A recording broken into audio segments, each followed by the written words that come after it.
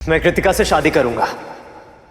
लट्टू, ये क्या कह रहा है तू? की धमकियों से डरने की जरूरत नहीं है। तेरे पापा जी और मैं है अभी, हम देख लेंगे इसे।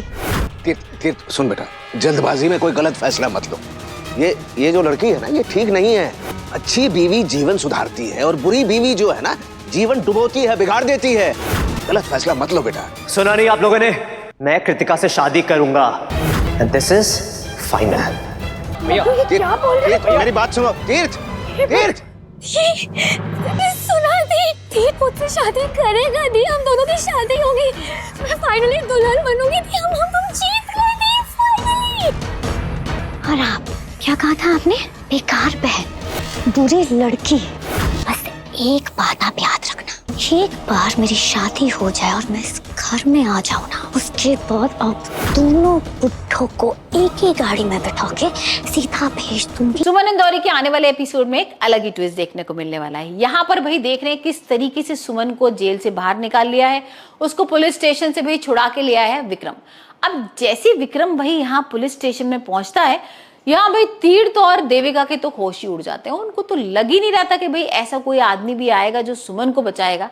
देविका को कहीं ना कहीं पता था कि भाई कोई तो है जो उसकी मदद कर रहा है, लेकिन कौन है क्या है ये अभी तक नहीं पता था। और अब तो भाई पूरी तरीके से पता लग गया है कि वो जो सीएम है उसका बेटा है। और ये सुन के तो और उसके होश उड़ जाते हैं। और हम देख रहे हैं कि किसी तरीके से देविका से बदला लेगी अब सुमन।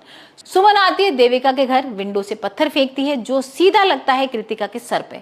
अब ये कृतिका के खून वगैरह निकल रहा है, सब लोग परेशान हो गए। यहाँ पर कृतिका अलग चिल्ला रही है कि देखो ये लड़की मुझे घर से बाहर निकाल देगी, मुझे रहने नहीं देगी, और तीर्थ भी मुझे रहने नहीं देगा, मुझसे शादी नहीं कर रहा है इतने सालों से, और मेरी क्या हालत करके रख रखी है दीदी, और मैं यहाँ पर नहीं रह पाऊंगी। इसी बात को लेकर देविका अब भाई तीर्थ से पूछती है शादी करने के लिए, और किसी तरीके से उसको हाँ करवा लेती है। इतना उसको डरा रही है, धमका रही है कि मैं तुम्हारे बच्चे को मार दूंगी, तुम्हारे घर वालों को मार दूंगी। तो यहाँ पर तीर्थ को कहीं ना कहीं डर लगता है, उसका दिल भी टूट चुका है भाई विक्रम को देखकर। तो उसको अब लग रहा है कि ठीक है जो हो रहा है सही होने दो, कम से कम मैं अपने घर वालों को तो बचा लूंगा। तो यहाँ पर वो हाँ कर देता है और एंगेजमेंट होने वाली। और अब देखते हैं सुमन और विक्रम क्या करेंगे। हाल फिलहाल तो तीर्थ भाई सुमन के यहाँ पहुंच भी गया है, उससे सवाल भी कर रहा है कि ये कौन है तुम्हारी जिंदगी में, तुम्हारा ऋषि से क्या रिश्ता है, मेरा ऋषि बेटा है कि नहीं, ये सब पूछ रहा होता है। लेकिन सुमन जो है बताने को राजी नहीं है।